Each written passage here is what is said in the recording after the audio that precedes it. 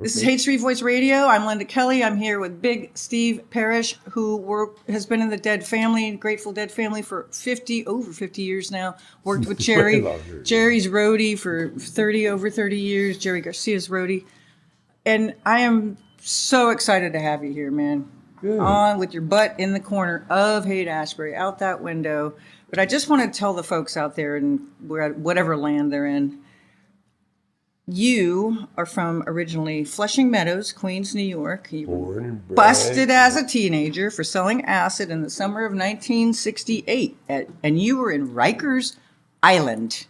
Well, I was here first. I came here first. Okay. And, of course, the amazing thing that happened was Thanks I for had being a friend. I was trying to get away from some other problems I had because I was a juvenile delinquent. And so I came here really young.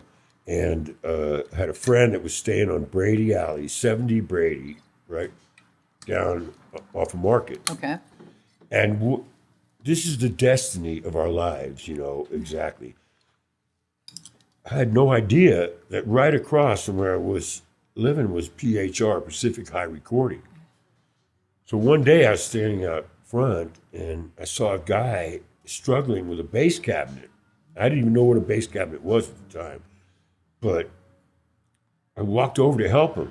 And that little act of kindness changed my whole life. Wow. Because that was Ramrod, and he needed help. Shout out to Ramrod. And I always tell people I got my job because of drugs. Because why?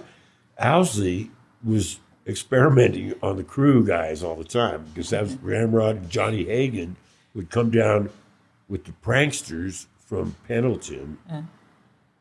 Because Hagen's brother, Mike Hagan, was Kesey's roommate in college. Right? Okay. Ken Kesey, just to clarify. Right. Ken Kesey, One Flew Over the Cuckoo's Nest, writer, and Sometimes a Great Notion, and millions of other great things. Thank you for clarifying, because there's going to be a lot of young people that watch this that live in the neighborhood, and they want to know this history. Well, Kesey started this thing called the Merry Pranksters. And these guys lived, Ramrod, his real name was Larry Shurtleff, he lived up in the most remote parts of Eastern Oregon, outside of Pendleton, right? And him and Johnny and Rex Jackson, what it was Ramrod, he got that name from Kesey. I didn't know because that. On a trip on the bus with Neil Cassidy driving, if you could call it they driving. went to Mexico and he got the name Ramon Rodriguez, right? So that's where Ramrod came from. But a ramrod is so fortuitous that a ramrod is also the head of a cattle drive.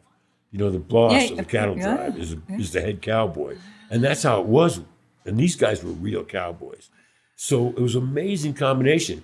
Wild West all the way, right? I was born in New York City, right in the heart of Manhattan. Yeah. And my father was a gangster, and he was a Teamster, and he went all the way up to the top of the Teamsters. I knew Jimmy Hoffa and all these other characters. And so my whole life was on the streets fighting and being in the 50s when I grew up, in the 60s, we were raised by very tough people. They'd been through World War II and they were all, keeping us in line. But we rebelled against all that. And where did you come to? You came to the Haight, And so I came here just when I was just able to, because I was in enough trouble. I had to escape.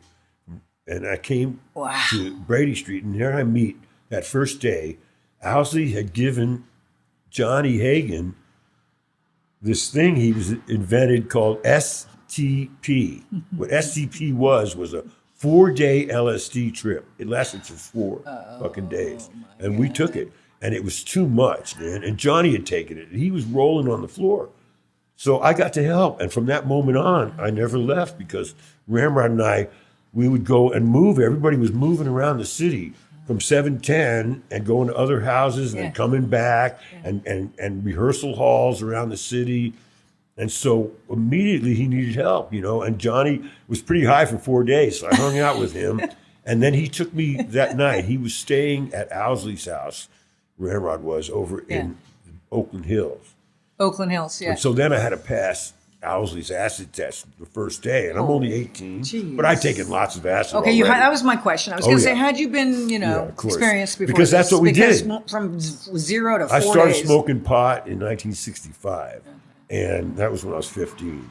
And the whole thing opened up a world of drugs. That's all we cared about, So we did every day before we went to school. We raided our parents' medicine cabinets and took. In those days, everybody had really strong drugs. Oh, yeah, Mama's little to go helper. to sleep, you were taking all the second off. So we knew everything about drugs because we were street kids too, and we were rascals. So we stole off of liquor trucks and everything. Rascals. And the thing was that Ramrod and Jackson, who were at the core of the Grateful Dead crew, I hadn't met Jackson yet, and he was like bigger than life and like a cowboy, Donald Rex Jackson.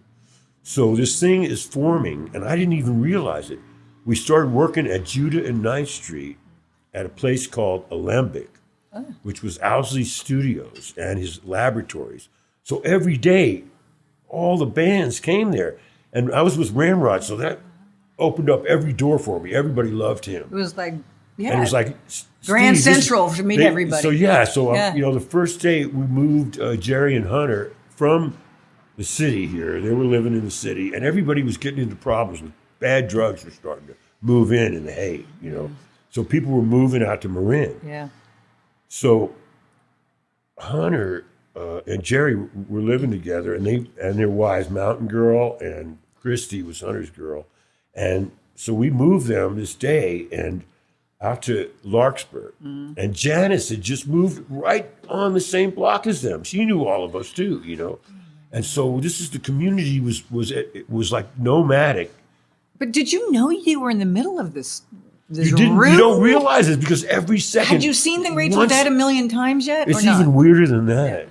It's so strange because it was like destiny. You see what I'm talking about? Yeah. See, there was me and there was Kid from Oakland and Alameda, where he grew up in the cities, and Sparky from Chicago. And so we had these 3 city guys with 3 of the most country guys you could ever fucking imagine. I mean, we would welcome to California. And so we realized, and then we hang out in Alembic, and Jerry was so smart.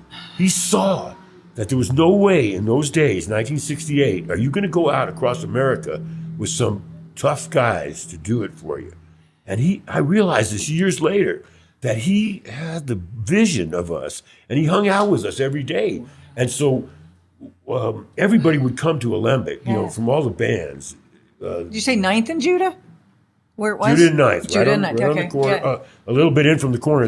There's a plaque on the wall there now, but not about what we did. It's about all this other stuff that happened there. But now I think they've added some. I'm sorry. So go. I didn't mean to interrupt it, but I love the fact that it's right over there. It's like a stone's throw. It's very close, and it was right up the hill, up Parnassus, up there. Up and over, up and over. And so our friend Ole, he had the first head shop in San Francisco. It was called Pleiades.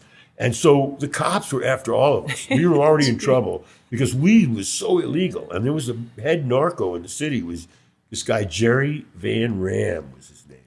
And he was after us. And we hung out at the head shop, and we hung out at Alembic, which was really close.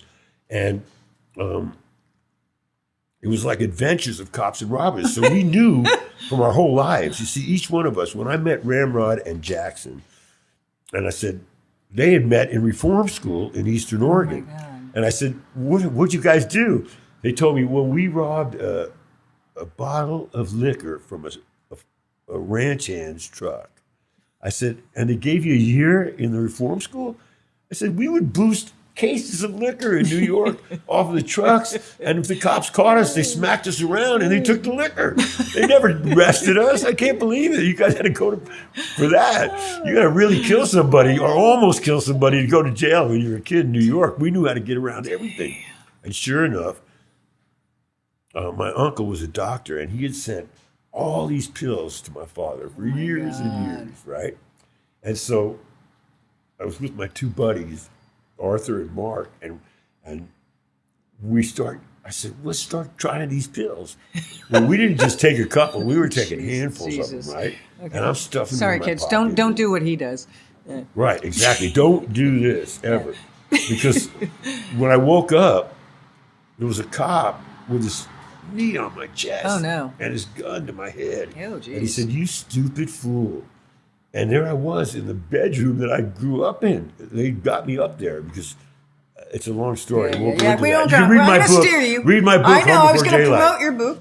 Now I'm going to get back to all I'm this gonna other promote stuff. your book. I'm just Just- backgrounding this to tell you that Okay. we were rough and tumble, and Jerry saw the need, if we were going to go across America, to have guys that were tough enough to do it. Yeah. You had to fight the police. See, in those days, the police, there was no, there was a assault on an officer, but they didn't enforce it like they do. They liked to fight. They were these World War II vets, and they were just long hair, pissed them off, you know. I think it's a good segue for where we are now, because the beauty and the Yes. love and the music and the connection and the Was synchronicity still in our hearts. Right, that's right. Exactly. But the Good whole point. scary, the contrast, not but that battle. I think Yes. this time around we have it more. People are more educated. People want to take care of their bodies more. There's more of an awareness now, don't you think? On this cycle, on this Well, go we round. went through different things, yeah. Because You know what I'm saying? We had to stay in shape Just our to bring whole it, lives. yeah. Yes. Yeah, we talked- yeah, and yeah, the yeah. whole thing in San Francisco was love and flower children.